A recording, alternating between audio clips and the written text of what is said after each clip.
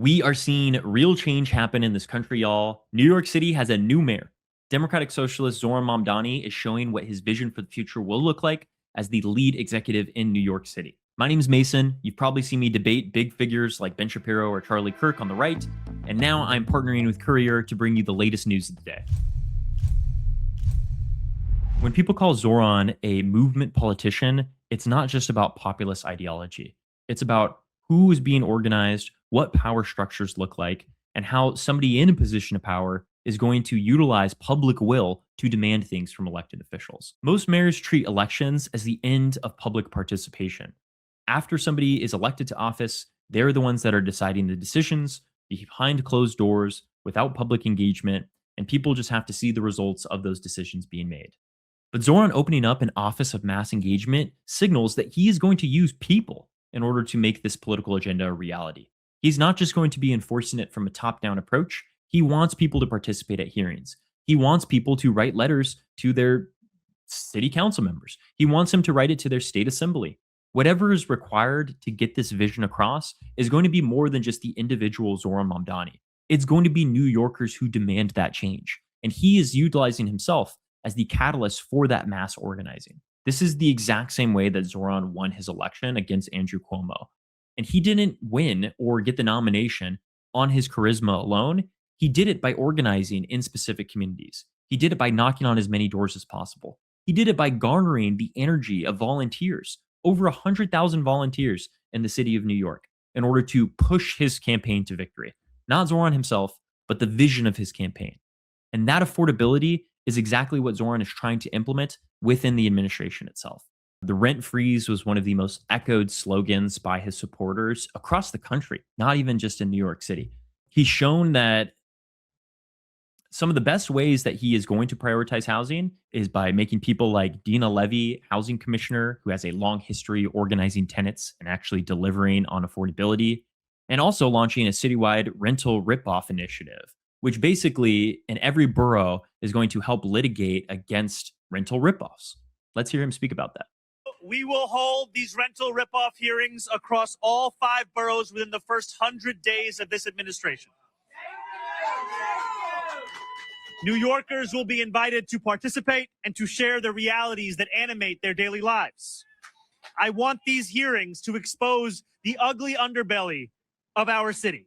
The rats that scurry through hallways, the children that shiver in their beds in the dead of winter because the heat is off, the fees imposed on pregnant mothers because of the fear that their babies may be too loud. I want these hearings to draw attention to homes like the one I visited on my first day as mayor.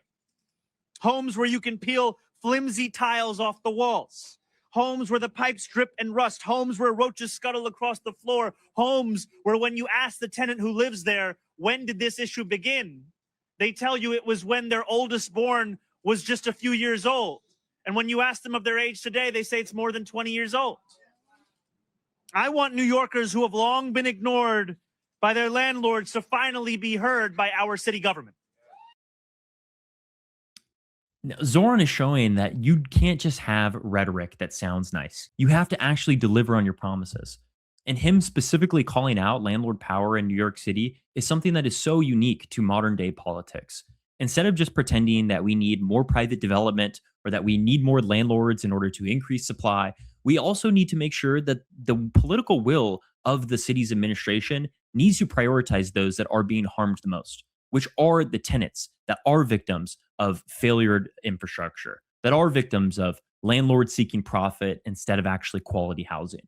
And this rental ripoff is going to be an amazing step in that direction to ensure that tenants are being listened to. And it also reframes housing as more of a systemic issue instead of a tenant failure. There was a quote from his inauguration speech that Republicans are continuing to plaster as evil communist language when Mamdani said, we need to prioritize the warmth of collectivism over rugged individualism. That's what policy like this is. It's not saying that individuals aren't important, but it's saying that communities need to be looked at as a whole. And if you're seeing patterns of multiple people, multiple individuals being harmed by systemic failures, we need to take a broader look at what systems allow that to continue. Zoran is not the solution to all of the problems, but hopefully he is the person and the catalyst that wakes up a majority of New Yorkers to know that they deserve more.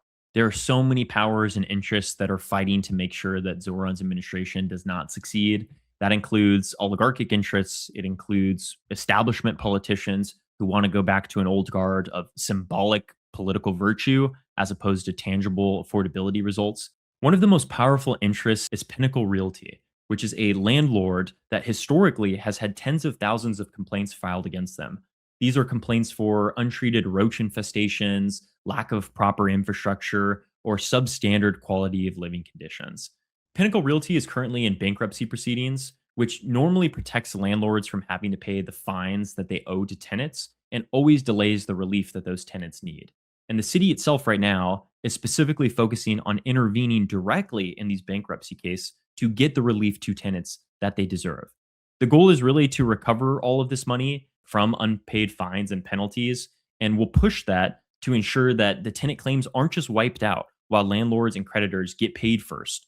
These people get changed to their living conditions as soon as possible. This really matters because bankruptcy courts often decide who gets paid, and we're not going to allow tenants to be last in the city of New York under a Mamdani administration. Now, this really breaks with past practice, even amongst establishment Democrats that have governed the city, because historically, New York City has always issued fines that go unpaid. They have allowed repeat violators to continue to operate with very minimal consequences. And they've treated housing almost as like a regulatory issue instead of a political one. Mamdani is signaling to all big landlords that it doesn't matter if you declare bankruptcy, if you have violated tenants' rights, you will be held accountable. Another one of the largest influences that wants to see Zohran fail in New York City is the pro-Israel lobby. Zohran rescinding the IRA definition has long-lasting changes on how the city is going to combat anti-Semitism, and he spoke about it at one of these press releases. My administration will also be marked by a city government that will be relentless in its efforts to combat hate and division. And we will showcase that by fighting hate across the city, and that includes fighting the scourge of anti-Semitism, by actually funding hate crime prevention, by celebrating our neighbors, and by practicing a politics of universality. And when we speak about the IRA definition that you asked about, protecting Jewish New Yorkers is going to be a focus of my administration. And I also know that a number, as you said, of leading Jewish organizations have immense concerns around this definition. And so what we will do is actually deliver on our commitment to protect Jewish New Yorkers in a manner that is able to actually fulfill that. So many are claiming that Zohran is trying to make anti-Semitism more proliferous in New York City, but this is not about denying that anti-Semitism exists. This is about fighting it effectively without criminalizing political speech. The IRA definition includes examples that conflates criticism of Israel with anti-Semitism, and this has been used to punish Palestinian advocacy. It targets supporters of the BDS boycotts, and it punishes students and teachers for political speech, which is why so many Jewish organizations oppose it as a disciplinary standard. Those that focus on progressive values and civil liberties recognize that political speech needs to be protected in this country. So the big change that Mamdani has done is he's rescinded Eric Adams' executive order, which codified the IRA definition within the city, and he didn't even eliminate anti-Semitism protections. He has kept the office to combat anti-Semitism, and he explicitly said that his goal is to protect Jewish New Yorkers while respecting freedom of speech. This is like the furthest that you could get from rolling back protections. It's just changing the way that we view what discipline and legal ramifications look like when it comes to people's criticism of regimes, not people or identity. If anybody says that this encourages anti-Semitism, anti-Semitism is fought by protecting Jewish people, not by weaponizing definitions or stomping out political movements. Jewish communities are not a monolith. There is ideological diversity within themselves, and to pretend like everybody is aligned and it is a attack of identity for criticizing unjust power or systemic failures is a lie. It is a lie used to push a political agenda. It is not about protecting Jewish identity. Now, he is mayor and he's talking about what he wants to do in the city, but this man is even showing how he opposes illegal things done by the Trump administration regarding foreign policy.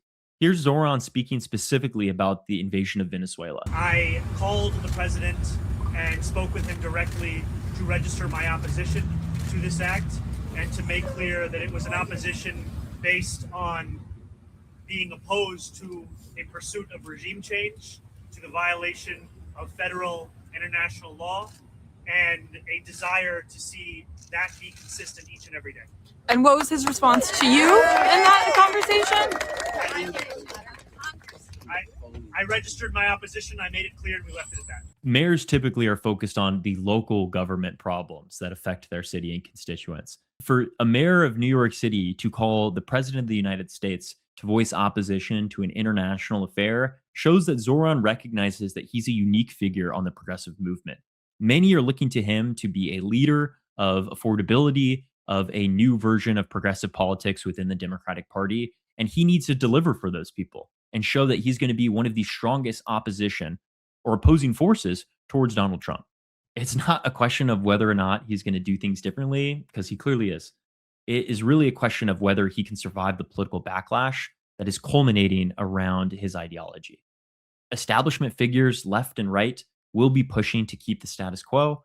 And if Zohran succeeds, not only will he change the everyday lived experience of New Yorkers, but he will change what the face of progressive politics looks like across the country.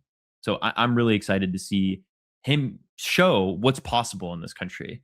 For so long, we have had politics of what we can't do, what the limitations are.